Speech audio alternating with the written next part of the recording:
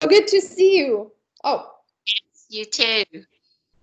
thank you for being here and answering some questions. I am, and COCORAU is a big fan of yours. You work with me. You use some of my products. You're such a big supporter, and you are my favorite. Not only friend, but also facialist. Oh, Anything to keep me pretty. Julie, I have a few questions for the interview for COCORAU, so I can introduce you to my readers and followers. And the first one would be, what is the first thing you ever made?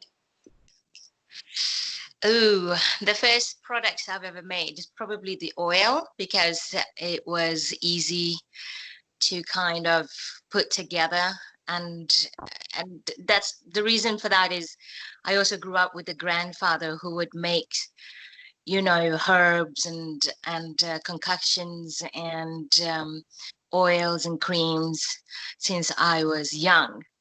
And so he had this magic potion that was working for everything. You got stomach pain, you put this on. You have open wound, you put this on. So he had like this one magic potion, and in the oil, you could see all these herbs that was floating. So we all knew it was like a to go to oil kind of in our family. And so the first product I have created for the skin was an oil-based product. And it's also one of my popular products right now. Is I it call the it oil skin I'm potion. using? Yes, Hmm? it's the oil I'm using for years Yeah, now. I call it skin potion because I really love, lotion and potion, but it reminds me a lot of my childhood. And I've made that since 2011, and it's still going strong. Everybody loves it. So the line has expanded on its own. I So it's great. cannot live without it, and it gives you a Yeah, little we're saying panic. that. It's great. Second question. Before I started making dot dot dot, how would you finish that? Before I started making. Before I started making dot dot dot. Whatever you want to talk about. Before I started making maybe your cosmetic or Before I started making, yeah, I guess skincare. Before I'm making myself into a successful skincare, um, I guess that's what I would do for the dot dot dot. Oh, something happened. oh, It you just, made a snapshot. oh, I didn't know. It just, It popped I, up. I guess my Bixby probably came in there. Yeah, I guess I would say before I'm making, products that I share with the world, I think I've used myself a lot as the first guinea pig. So it starts with me before I share it with the rest. Great. Yeah. How would you describe your brand? Um, well, infused with two different worlds or dimensions. I also have, science background. So I put a lot of science into the formulas, not just based on cosmeceutical, but also natural. I believe plants, they all have their own energy and frequencies that when they are combined, they can do magic. So I do infuse a lot of science and kind of natural, because that's more of my background. The science part of it is to make sure that it works with your cells, that your cells is, activated and stimulated, but trying to use as much as clean, clinical, and natural plants to ignite that. Sometimes, skin and cells are amazing, right? Because you can feed it and it gives you different reactions. You apply it, it gives you different reactions. So, and then the body's immune system will then defeat what's good and what's bad for you and take it in. So a good product is not just about oh, it feels nice, it smells nice, it has this particular texture. but how does that match or puzzle into with your skin type? And that sometimes is a bit tricky in my industry. So it's not just food. Food, you can feel, okay, I've got stomach pain, and therefore it doesn't work for me, or I'm bloated and so forth. But with the skin, it's similar. It just, it takes a little time before you can say, okay, this is really working and this is not really working. So yeah. Where do you produce your products? Where? Mm-hmm. Well, I have a lab in the US, and a lot of the resources and raw material comes from all over the world. Because to create great products, you can't just base on one soil. You need to get from all different soil from all over the world. I believe, it becomes a little different. It has different smells, it has different texture, different coloring. And I think for me, that is cooking. So I don't cook a lot. I eat mostly raw products. I mean, raw food, but skincare for me, creating a formula is like cooking. I imagine in my mind these scents, this aroma, this texture, what happens when you apply it on the skin, and how should it feel. So I love that kind of detail structure into making products. Okay. Yeah. Where do you reside right now? Sorry? Where do you reside? Where do Where you I live? Yeah. I live in New York City, but I travel home to Sweden. So I used to travel before the corona, every 4 weeks or so to go home and then visit other cities in Europe. But when I'm here, I go to LA or other part of US cities. But now we are a little bit stuck. So I am stuck in New York City for the moment. Yeah. Not a bad city to be stuck in, except that, would love to go back home from time to time to kind of like have a different perspective. Because when you're a little too long in one city, you can get, overwhelmed. So, especially New York. Right now, life is different. Yes, exactly. What's your preferred music you like to listen to? All types. I like everything from instrumental to classic to techno to hip hop, whatever. It all depends on the mood, I guess, on a daily basis.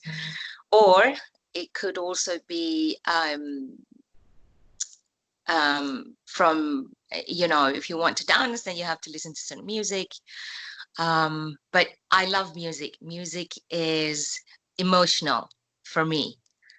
So I'm not an emotional person, but music applies a lot of sensitivity into my kind of like senses. So you can feel joy, you can feel like amazing, because music has certain tune, like your frequency that I talked about before, when you're putting together a formula. It's the same with music, right? So music is no good for you that day, but certain day. So music is very an emotional based tune. Any music you don't like? I don't like screaming music, maybe, somebody just like scream on top of their lung. Like, to me, that's like a very angry person. Because I analyze everything. So if the lyrics are great, then I think about what that person goes through. So I'm that sensitive when it comes to music. But somebody who just sing like screaming and so forth just to be heard, it doesn't really work well with me. It doesn't give me that joy or peaceful. I understand. Yeah. You have a favorite quote? I have lots of favorite quotes. I make my own quotes as well. Lately, I always say, always make your heart smile. That's probably my number one go-to quote. Yeah. Every morning you wake up, you will have to ask your heart, what will make my heart smile today? Because it starts there, and then your mind creating the actions, and then you exude the energy out. So I always talk about smiling heart. That's beautiful. How does your perfect day look like? I think I always try to be present. So for me, every day is a perfect day. If it's not perfect, it has nothing to do with the environment or external. It has to do with my internal self. So I've always tried to make it perfect for me. And if it's not perfect, then you need to check with yourself and ask, how do I feel today? Why is my heart not smiling today? And if something that bothers you, only you can find the solutions. So I don't get bothered by the external so much, because I think that if you feel somewhat peaceful or joy, it's very hard to take that away, that feeling away, So I'm quite joyful on a daily basis. First thing I do when I wake up is look at myself naked and I say, well, look at you. I'm looking at my sleeve. It's like, I'm still here. I'm in present moment. What else can I contribute into this day? So I'm pretty much very present. That's beautiful. And it's totally what you always tell me. Yes. Absolutely. Yes. Do you have a favorite flower? I love orchids because Oh. they look very different. They're very feminine in goddess kind of like way. You have to really find the beauty into it. It's not something that you look, wow, what a beautiful orchids, right? Because they all look very different. Some orchid looks like a tiger, some orchids looks blue. I mean, they just have a totally different forms. I just find them to be so mysterious and interesting. Yeah. Great. What is one of the hardest things for you to do? Hardest thing would be, well, there are many. I will always challenge myself to whatever that is, even though if I know that I may not be really good at it, but I am going to give it a try, because I am not going to sit around and say, I can't do that, or that is not me. Unless you tried it, that's when you can say, okay, you know what, that wasn't my cup of tea because I wasn't good at it, I didn't enjoy it, and so forth. So it takes a lot for me to say no to something, unless it's something I find stupid, like go in a cage with all the snakes, an example. That would be stupidity. I don't like anything that is just made stupid just for the purpose of it. So otherwise, I will try my best to make it great in everything that I do. Because I grew up in the environment with, my grandfather is all about wisdom, and he was kind of like a Dalai Lama. He believes whatever you feel like you can do, you can expand the energy, right? And my dad, he was a scientist, so his mind was like, whatever you put your mind to it, you can create the action, because without thinking, there is no action. When you begin to think of something, the action begins, right? So yeah, I people would challenge me with lots of stuff. I mean, since I was young, I'm like, yeah, I'm going to do it. Just the other day, it's like, okay, I couldn't find a plumber. I'm going to challenge this myself. I'm going to see, because in the end, there's only one or two ways to do it. So, and then you become proud of yourself, and that gives you a lot of joy throughout the day. You're like, wow, I did it, man. You're so great, Julie. That's what is the last gift you gave somebody? The last gift. Yes. Well, I give gifts all the time. I give all the time, whether it's advice, wisdom, beauty, products. Anybody that comes through my door in the office, I've always given them something to go home with, whether it's knowledge, money. Where does the advice come from? Well, the advice comes from a download that we all are open to receive, but we are so clouded sometimes. So it's all come down to communications, and communication comes from another person or yourself. So when you are intuitive enough, you get a lot of messages about your day, right? So it's very simple. Everybody got this. It's not a power, or it's not a gift. We all have this. You can wake up one morning and you said, "Oh, you know what? I'm going to work in my garden," and How then did you look. you learn about it? Sorry. Sorry. How did you learn about it? How to download or get messages or give messages or advices? You have to be in the present moment, I believe. I believe it started when I began meditating as a very young person. My grandfather always said, go to your corner and calm your spirits, because I had too many questions as a young self. And he believes that questions are within you. You know, again, with the thinking, there is a solution. So I used to sit in the corner and I was angry, because I was like, oh my God, he could have just responded to me really lightly. But I had to sit there. And while sitting there, I began to open up and, I don't know, found the question or the answers myself, or getting the download. And then when he came back, he said, okay, what was the questions that you had? I said, no, I solved it myself. So I think I've always been like that throughout my life. And now when I teach people, I think it has to do with being present with your issue, with what it is that you sit there. So you're not suppressing it, you work it through. I think that's really important. And that is what I share with all my friends, my clients, how to solve the problem that you believe it is a big problem, you know, whether it comes from external, that creating the reactions, or whether you creating that reaction yourself because you never like work it through. Mm-hmm. Yeah. Absolutely. That's how we evolve as human, I would say. We're working it through. You have to suffer a bit, right? So See, you always tell me new things, and I'm always thankful for your advices. What's your favorite piece of advice? my favorite piece of advice is always, at the end of the day, the destination is always greater than what you experience it. Okay. That's you have to think Meaning through it's that. like, meaning it's like, it's all going to be great. It's all going to be all right. You have to manifest the outcome. You have to think the positive outcome of your dilemma.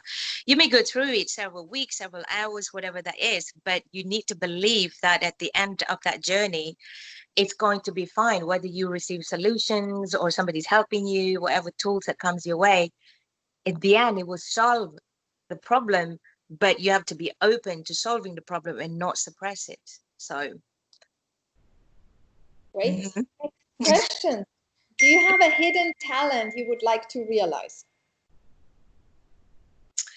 Hidden talent, I think I've like exposed a lot of my talents. I sing, I dance, I cook well, I can make dessert. Anybody that challenge me, I'll make it great, because I want to be proud at what I have taken on. So I guess I don't know. So far, I've managed to go them through, and I've tried all kinds since I was young. Bungee jumping, parachuting, like. You never know as long as you don't try. Yes, exactly. So you're never really going to know what is difficult unless you overcome it. So I think, yeah, I mean, so far, I don't know. I just trying to look positive in everything. So whether it's difficult or not, I'm just going to look at it as, oh, well, I guess universe want me to stand still and to do this.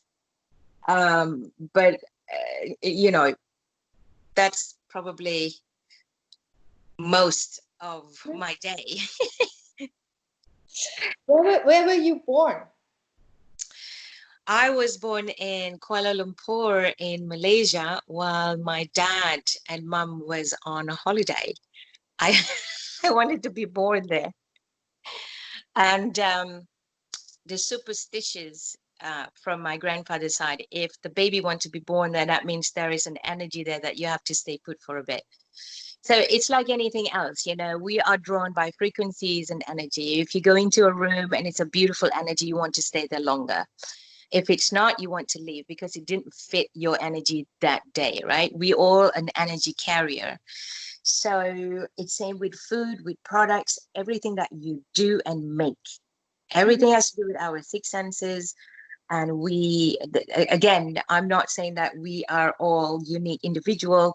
We are all the same, except that many people do not have the belief to understand that messages come to you, whether it's in your dream, through watching telly, getting through reading. They are the same messages. I just happen to download it during my meditation because I'm more open. I'm looking for it. I want it. So when people talk to me, and so forth, no, I'm not psychic. I'm not fortune teller. I'm not. We all are. We have seen what it's like what you did, right? You're like, okay, I want to make chocolate. How can I begin? Oh, these are the ingredients I want. How will it look like? I think it's going to look like this. How am I packaging it? This is how it's going to package. All that download came within yourself. So nobody says, oh, yes, this is how you do it, surely. But if you don't feel like that's part of your path, you're not going to follow that. Otherwise, nobody is different. Meaning, I'm a big believer you do whatever, what I have to try what yes. I need to do. And I think that makes the joy in life. Yes, exactly. You trust yourself. That's why we are a creative creatures. Yeah. So whether we want to create with our heart or we want to create with our mind, anybody creates. Even leaders, VP presidents, they may not create with their heart by sitting there creating, crafting, but their mind, they download something and then they give it to somebody else. So that's how we co-create the world. So we're going into much deeper talks here suddenly. It's very common when you talk to me, it gets like that. It just gets bigger and bigger and bigger. So never ends. Absolutely, I know. What brings you the most joy to cook, even knowing you don't really cook too much?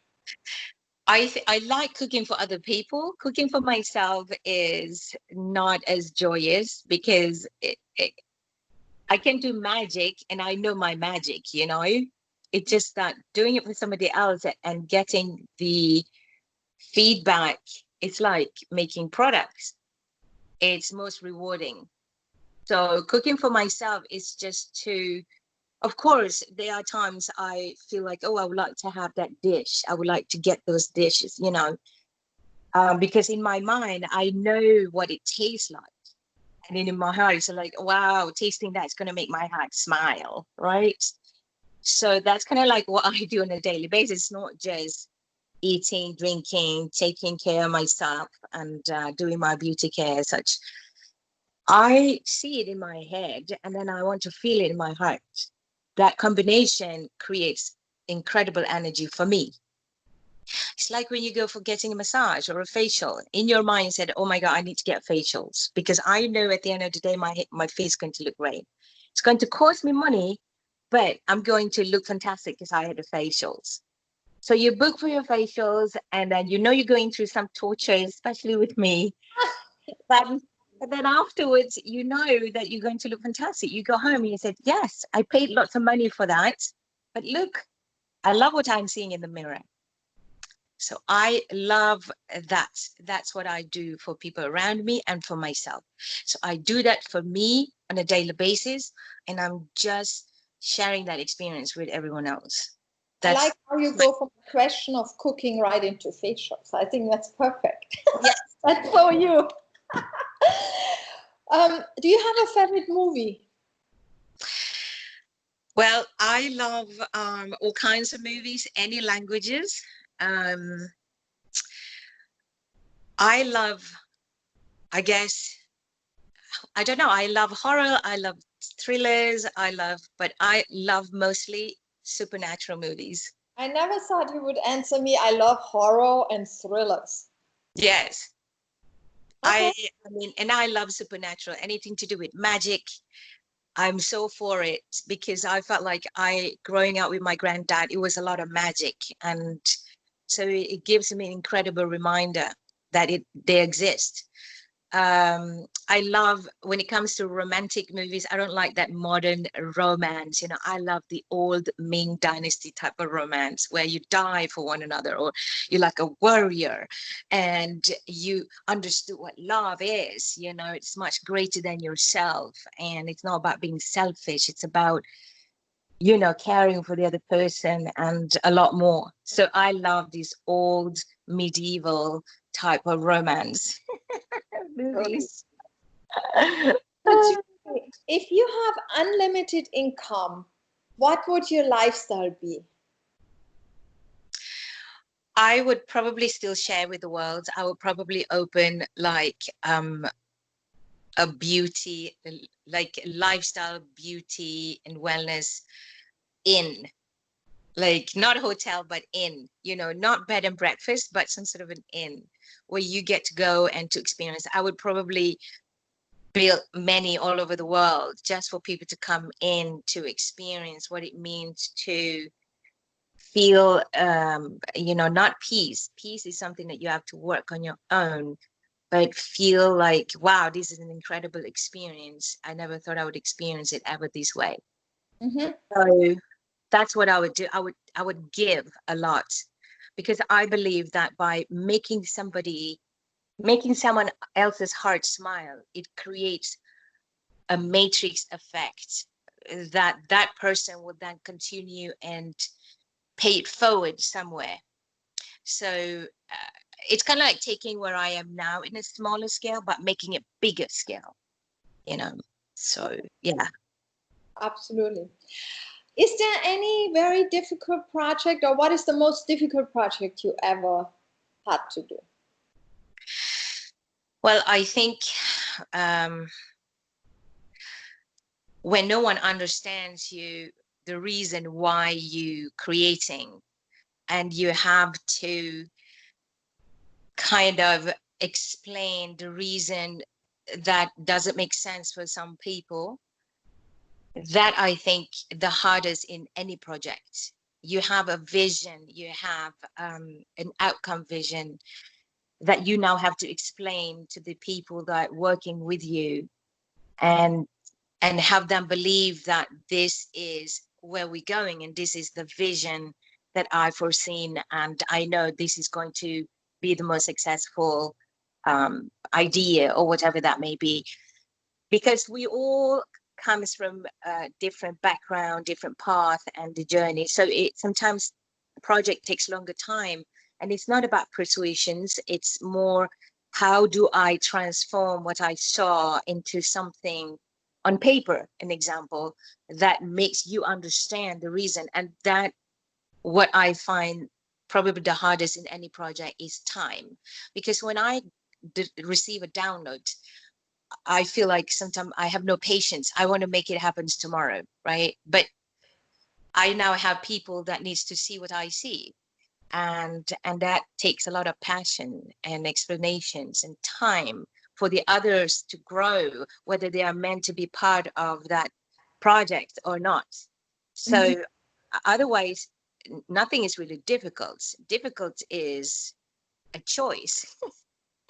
If you feel that things are go against you, then you got to find another way. You can't go against the storm over and over if you know that storm is coming. So you have to find a different outlet.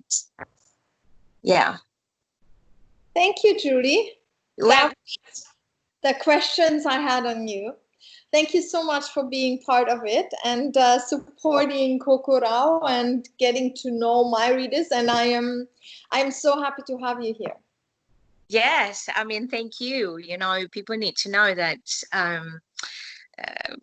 products that you make has nothing to do with, I mean, as I said, they need to relate to your situation, and then your credibilities, and also why you're producing what you produce, right? So I think a lot of time that story becomes back somewhere in the back door, because people just so used to see the end results.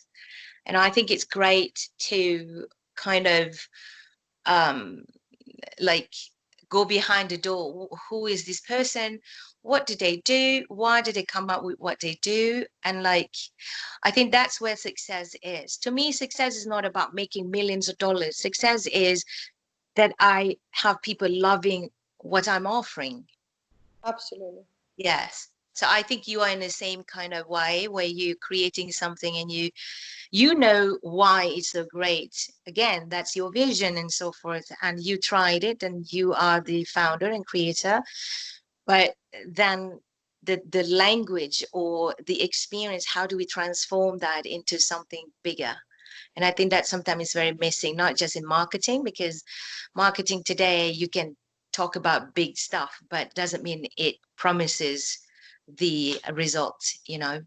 So real people, you know, when they're real and genuine. So, I mean, I love your chocolates.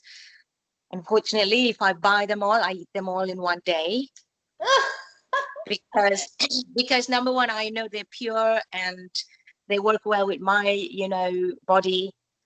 But yeah, I'll go crazy. I mean, you've given me so many chocolates before. I mean, I ate them all by myself. I'm like, this is nice, you know, this is a rewarding dessert. Like we But said, it's about happiness, making people happy, making their heart smile. But too much of a good thing is also not a good thing. But I exactly. You want to can't support smile too brands. much. Yes, and I wanted to support brands who I believe in, who I totally stand behind him, who have in a total different product, but with a very well, we make it out of a similar reason. So Yeah, brands I relate to and yeah, brands I totally believe in. Thank you, truly, that's it. for being here. Well, all right. Thanks so much. Take care, Julie. Okay, you too. Connect soon. Bye. Ciao. Ciao. I stopped the recording.